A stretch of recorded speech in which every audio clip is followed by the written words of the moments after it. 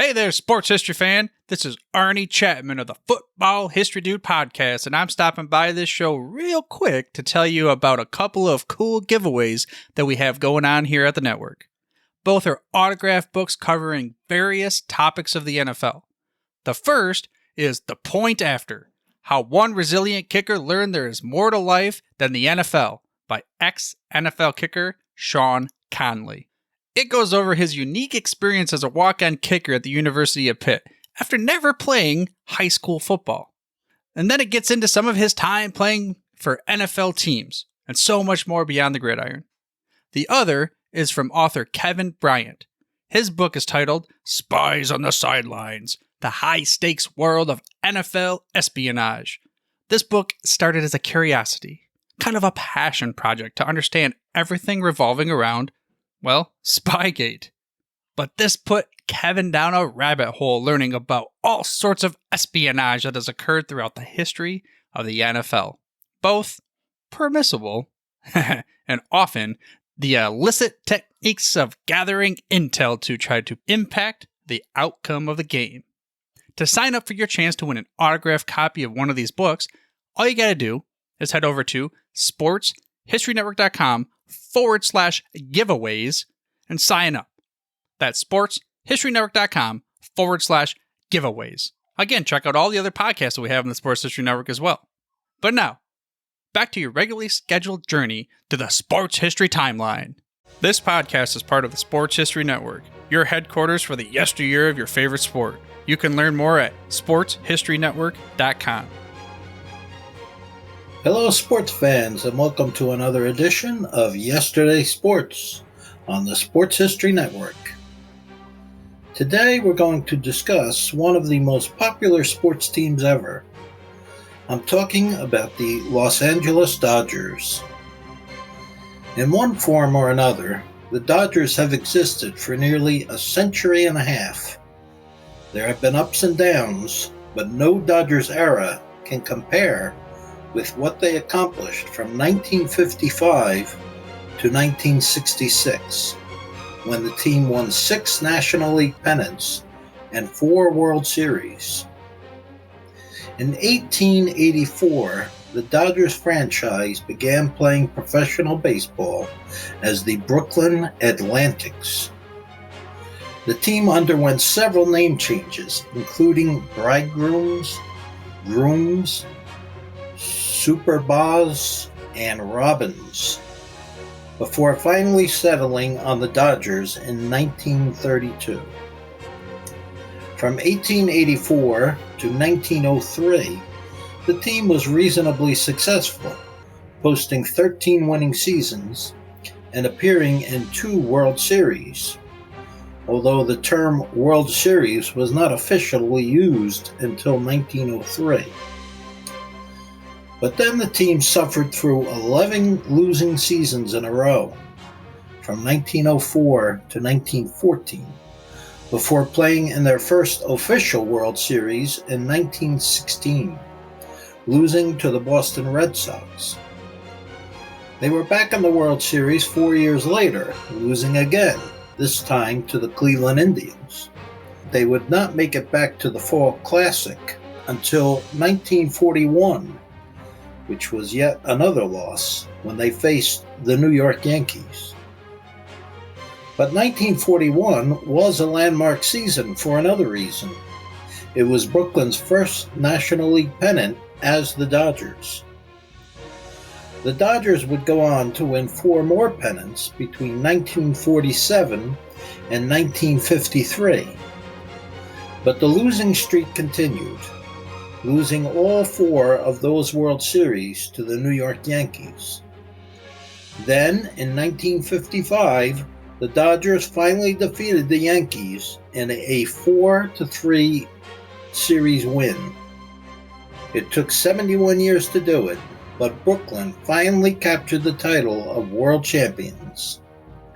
Catcher Roy Campanella won the National League MVP award that year, and it was his 3rd MVP in 5 years, while center fielder Duke Snider led the league in runs batted in and finished 2nd in MVP votes. Pitcher Don Newcomb went 20-5, and manager Walter Alston won the Manager of the Year award. After taking the first two games over the Yankees in the 1956 World Series, it looked like the Dodgers would win their second World Championship in a row. But the Yankees came back to win the series in 7 games. On the bright side, pitcher Don Newcomb won both the Cy Young Award and the MVP, the first pitcher ever to win both awards in the same season. On the downside, iconic Jackie Robinson, nearing his 38th birthday, decided to retire. After finishing third in 1957 with an 84-70 record, the Dodgers did something dramatic at season's end. The team left Brooklyn and moved to Los Angeles. Their first year in LA did not go well. The team went 71-83 for its first losing season since 1944, and fans didn't have high hopes for 1959. 35-year-old first baseman Gil Hodges was beyond his prime, and all-star shortstop Pee Wee Reese retired before the start of the season. But to everyone's surprise, the 1959 Dodgers were back in the World Series. Manager Walter Alston won Manager of the Year award again, and the Dodgers won their second World Championship, this time over the Chicago White Sox. After 2 subpar seasons in 1960 and 1961, the Dodgers won 102 games in 1962, the third most wins in franchise history. Shortstop Maury Wills won the National League MVP award, and pitcher Don Drysdale won the Cy Young Award. But the team didn't make it to the series, losing the pennant to the San Francisco Giants in a 3-game playoff series. 1963 would see the third World Championship, sweeping the New York Yankees in the World Series, the first team ever to accomplish that feat. So dominant was the Dodgers pitching that the Yankees scored only 4 runs combined in the 4-game series. Manager Walter Alston was again named Manager of the Year, while pitcher Sandy Koufax won 4 major awards: the Cy Young Award, the regular season MVP award, the World Series MVP, and the AP Athlete of the Year. After a down year in 1964, LA bounced back in 1965 with another World Series crown, this time over the Minnesota Twins. Sandy Koufax kept his streak alive by winning the Cy Young. He was also named World Series MVP and topped the AP Athlete of the Year for the second year in a row. The Dodgers won their 6th pennant in 12 years in 1966, but they were swept in the World Series by the Baltimore Orioles. But Sandy Koufax didn't disappoint, winning his 3rd Cy Young in 4 years. The Dodgers continued to succeed in the 1970s, winning 3 National League pennants. Their success continued into the 1980s as the team won 2 World Series. After a 28-year drought, the Dodgers finally made it back to the World Series in 2017, but then lost a hard-fought 7-game battle to the Houston Astros, 4-3. In 2018, they lost the series to the Boston Red Sox. 2 years later, they defeated the Tampa Bay Rays for their first World Championship since 1988. But in the 139 years of being a professional baseball team, no era in Dodgers history can compare to 1955 to 1966, when the team won 6 pennants and 4 World Series. That concludes our podcast for this week. Hope you enjoyed it, and God bless. This podcast is part of the Sports History Network, your headquarters for the yesteryear of your favorite sport. You can learn more at sportshistorynetwork.com.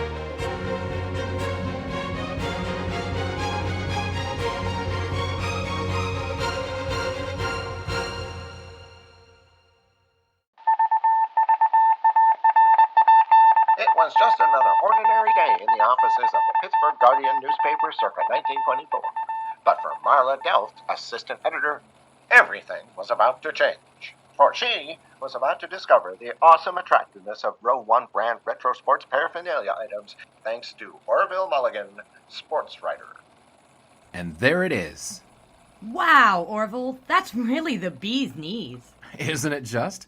A poster-sized replica of the actual 1909 World Series program cover. I can see that. But where did you get it? And where'd you get it framed? I ordered it from the Row 1 website, where over 6,000 items of sports memorabilia from the 1880s to the 1990s are available for reproduction, in multiple sizes and in several different materials, with over a dozen styles of frame to choose from for prints like this. Well, I'm sure Mr. Delft would love to put up more of these in the office. But I'm equally as sure they're beyond this newspaper's budget. Not at all, my dear Marla. See for yourself.